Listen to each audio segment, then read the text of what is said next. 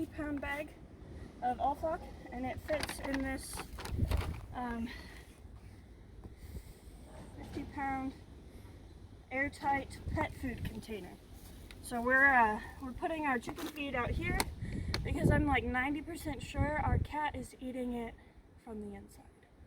So also we've got some scratch that we're gonna put in this 25-pound one because we don't give them scratch as often. Also, if you're interested, these come with wheels, so if you want them in your house, you can just wheel them around.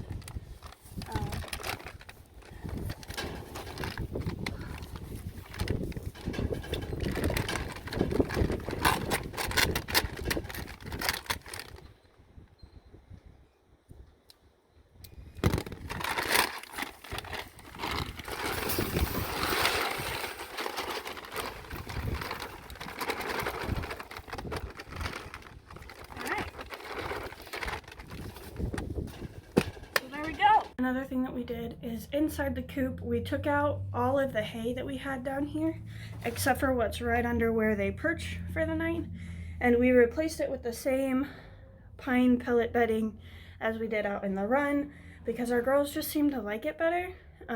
So let me switch you around and show you guys.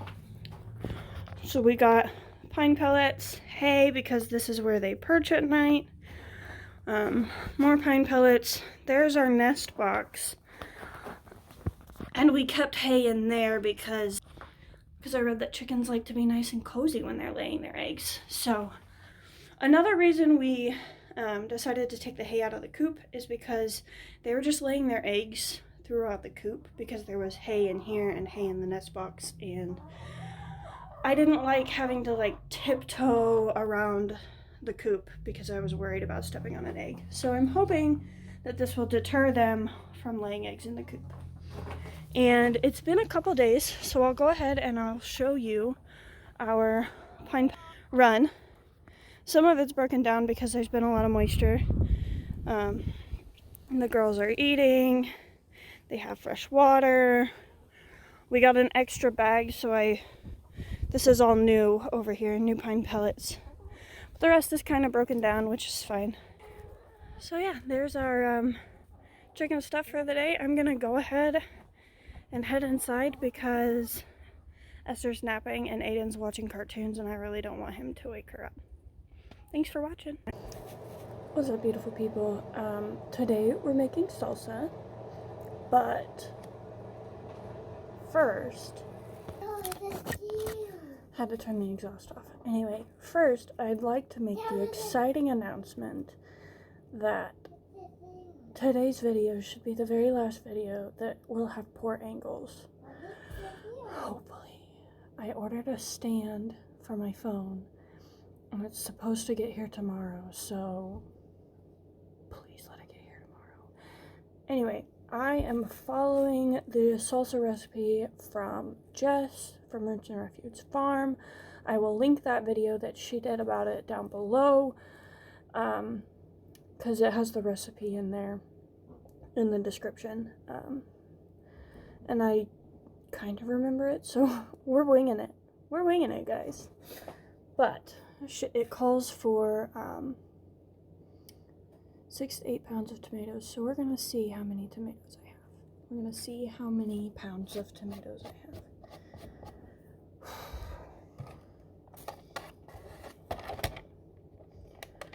Turn it on.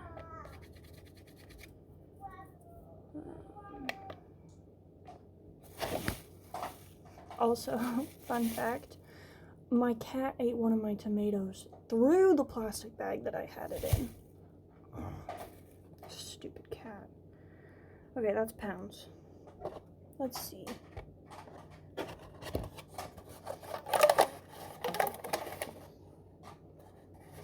I'm using Misfit Market tomatoes, I'm using store-bought tomatoes, I'm using whatever I have. Okay. These are not good. Hopefully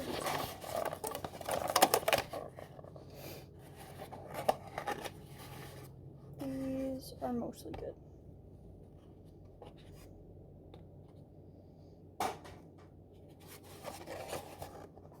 These can go to the chickens.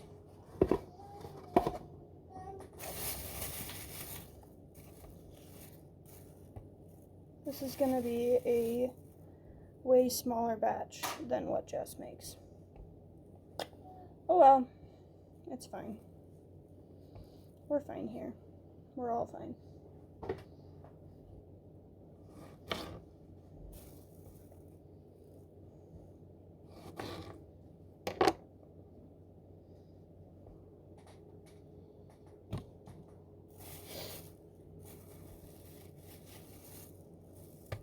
Yeah, I think, oh, I just hit a pound and I've got like a tomato and a half left. So this is gonna be a way smaller batch, which is fine.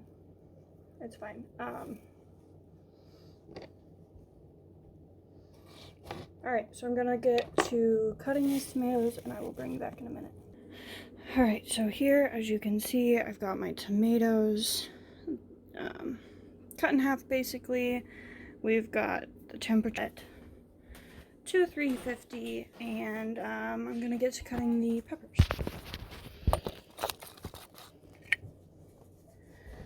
Like I said, today's video should be the last one that we have to deal horribly with this awful angle. Hopefully. I really just don't want to deal with it anymore, but you know what? It is what it is. We're fine. Next is peppers. I'm using jalapenos because that's what we got from Misfit Market, and I am actually seeding them because I don't like huge amounts of spice. Joe does. It is what it is.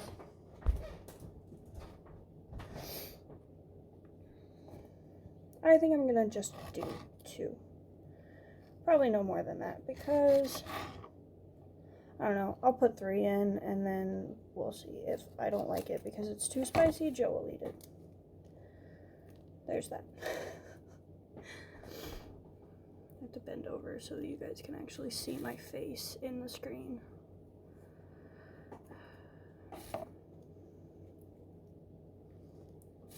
I'm working on it, guys, I promise. Also, the stand comes with a ring light on it, so hopefully I won't have any bad lighting anymore.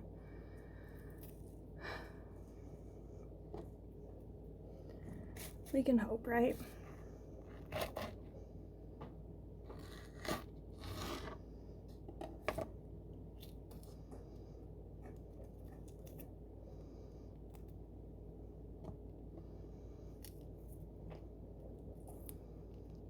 All right.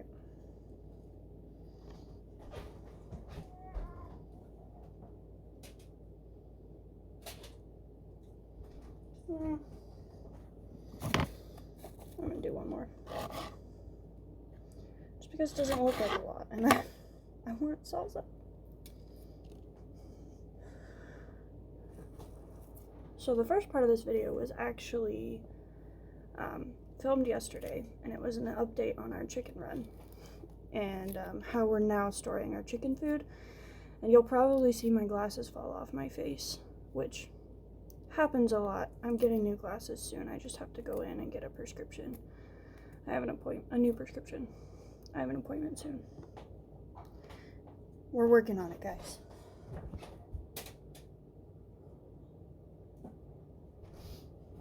Alright, so pick you up the pan. Now,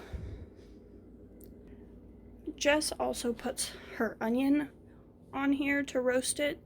I'm not doing that because I am using pickled onions and I don't want to roast them and lose all the pickly flavor. So I'm gonna roast this. She roasts hers for 40 minutes, but she also makes a much bigger batch. So I'm gonna do 15 and start checking on it then.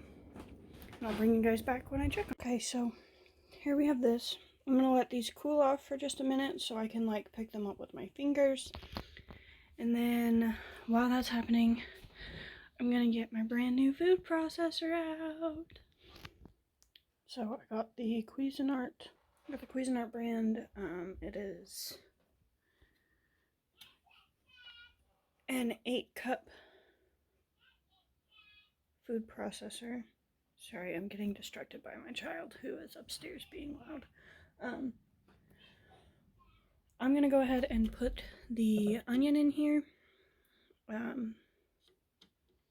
while I wait for that to cool off. So I have this little jar of pickled onions that I'm gonna throw in here. I'm gonna drain it off first because I don't think I want it to be that liquidy.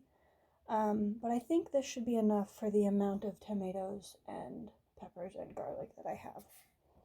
Alright, so I have got the peppers, tomatoes, garlic, and onion in there. Now we're gonna add some honey. I get local honey from a local place, obviously. A honey for sweetener, just to taste.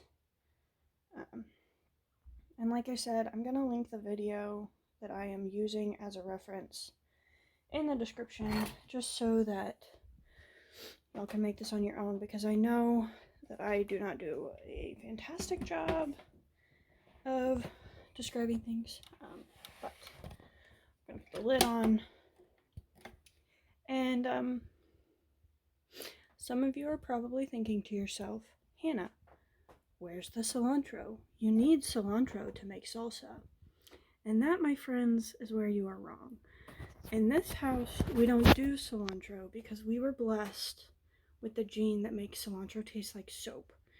And I, personally, don't like eating salsa that tastes like soap, so we don't use it. I'll add some salt to this in a little bit, maybe some pepper if it needs it. And that's gonna be it for us. So I'll show you the consistency once I'm done chopping. Sorry, I couldn't think of the word.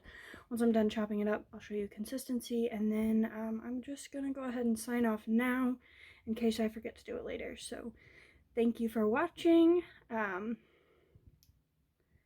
Hope to see you next time. So here's the consistency. I did taste it with a chip, and aside from it being like warm, which threw me off, it's actually pretty good.